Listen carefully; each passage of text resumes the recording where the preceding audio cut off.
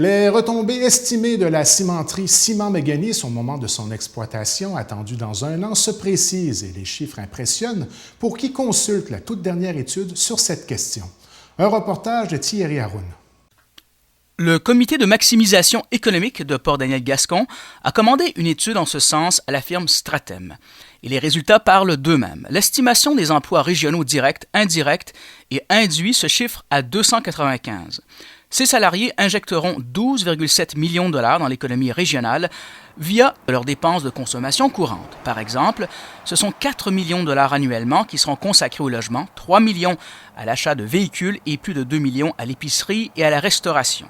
La MRC du Rocher-Percé pourrait récolter entre 55 et 65 % de ces retombées. Bonaventure est l'autre MRC qui saura tirer son épingle du jeu, selon le document d'experts dévoilé à l'Hôtel de Ville de Port-Daniel récemment devant des acteurs politiques et économiques influents. Le maire Henri Grenier juge que ces données sont très fiables. Oui, absolument. Des chiffres qui sont très réalistes. C'est une étude qui a dit long, je veux dire, sur les retombées de Ciment-Mécanis, surtout au niveau, je veux dire, des emplois, puis au niveau également de la masse salariale. Masse salariale qui, en réalité, c'est de l'argent la nouvelle argent qui va être injecté dans la municipalité et les environs. Ça fait que les commerces, soit de la municipalité ou encore là des environs, ils peuvent se servir de ces données-là pour investir dans leur commerce, pour diversifier leurs produits, etc. C'est excellent.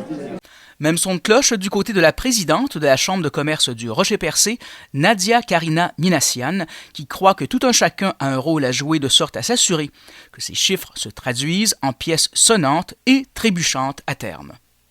Absolument. On va avoir des chiffres, mais comme on a mentionné, ça va être des chiffres qui vont être divisés sur 2 territoires. Et ça, c'est bien, mais il y a aussi tout l'aspect des fuites commerciales vers les grands centres. Et je pense que c'est surtout sur ces fuites commerciaux-là qu'on doit jouer. On notera d'ailleurs que l'étude précise que pour bénéficier d'un maximum de retombées, il faut aborder les enjeux suivants. L'établissement et la rétention des travailleurs, l'achat local et l'amélioration des pratiques d'affaires, la diversification du commerce et des services, de même que la diversification du secteur industriel.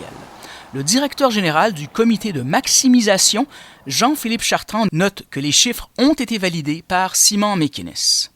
Bien, en fait, on le voit comme une bonne nouvelle parce que ces chiffres-là ce sont des données qui ont été validées auprès de Ciment-Mécanis. Donc, pour la 2e fois, Ciment-Mécanis nous confirme plusieurs éléments de son plan d'embauche.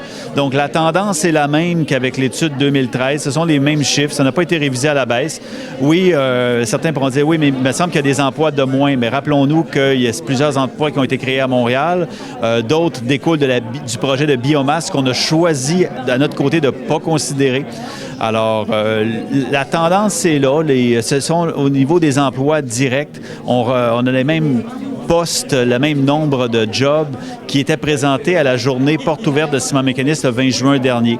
Alors, il y a comme une espèce de constance dans l'information qui est là, qui nous permet d'avoir confiance. Thierry Haroun pour TVCGR à Port-Daniel.